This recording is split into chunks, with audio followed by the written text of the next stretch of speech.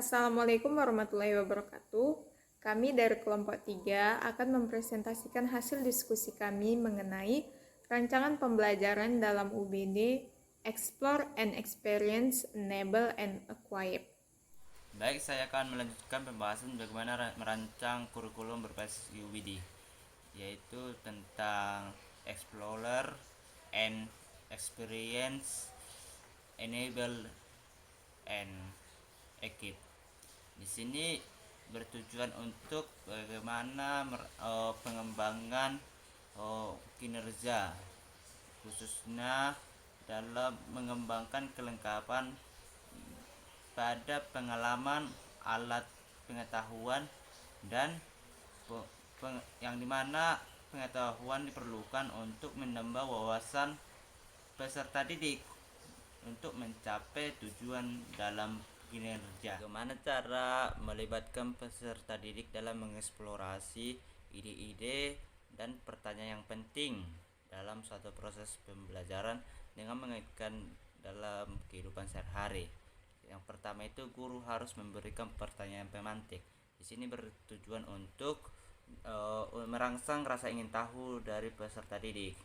Yang kedua yaitu memberikan pembelajaran yang menarik. Nah, di sini guru dapat mengenalkan sebuah fenomena yang menarik. Dengan begitu, peserta didik tidak akan merasa bosan apabila proses pembelajaran hanya seputar hal yang ada dalam buku saja. Nah, di sini guru diharapkan untuk memperkaya peserta didik dengan menjelaskan materi, kemudian meningkatkan dan menambahkan dalam kehidupan sehari-hari atau memberikan contoh sesuai dengan kehidupan sehari-hari. Ya, juga memberikan atau mengaitkan dengan fenomena-fenomena yang menarik yang berkaitan dengan pembelajaran yang belum diketahui peserta didik, begitu ya. Dengan begitu, peserta didik dapat menjelaskan atau memiliki atau merasa lebih untuk meningkatkan rasa ingin tahu dan membuat peserta didik menimbulkan pertanyaan-pertanyaan dalam pemikirannya. Selanjutnya adalah membagi peserta didik ke dalam kelompok belajar dengan kegiatan diskusi, pengamatan, dan bertanya.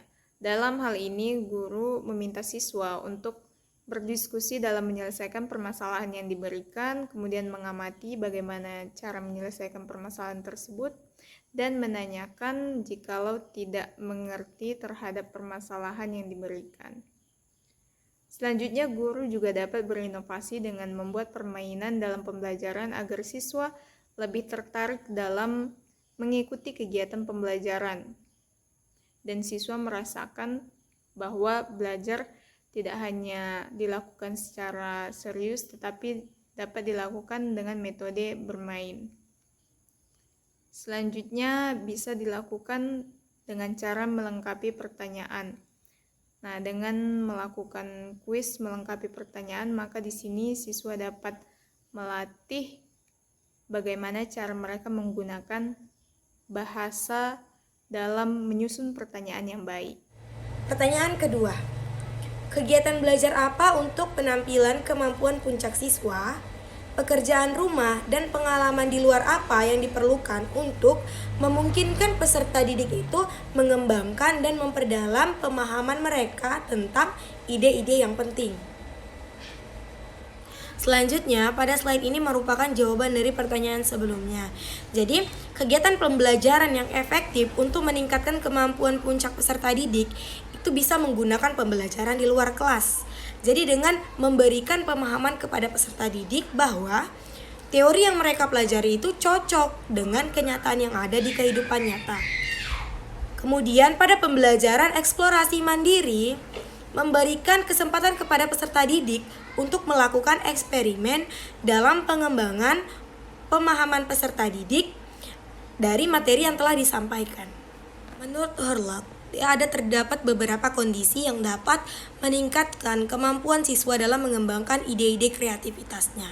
Yang pertama itu adalah memberikan siswa itu waktu bebas. Jadi ketika siswa itu memiliki waktu bebas, dia itu dapat mengembangkan ide-ide kreativitasnya.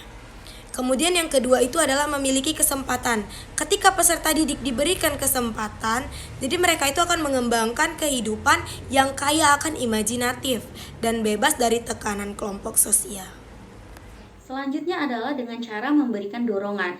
Maksud memberikan dorongan di sini yaitu kita sebagai orang dewasa memberikan dorongan kepada si anak untuk kreativitas anak. Meskipun nanti hasilnya atau prestasi yang dia peroleh itu jauh di bawah standar dari orang dewasa, maka kita tidak boleh mengkritik ataupun mengejek hasil dari prestasi yang dia peroleh. Selanjutnya adalah dengan cara memberi sarana. Seperti kita ketahui bahwa sarana merupakan salah satu hal yang penting untuk mendorong atau merangsang eksplorasi dan juga eksperimen dari kreativitas si anak tersebut.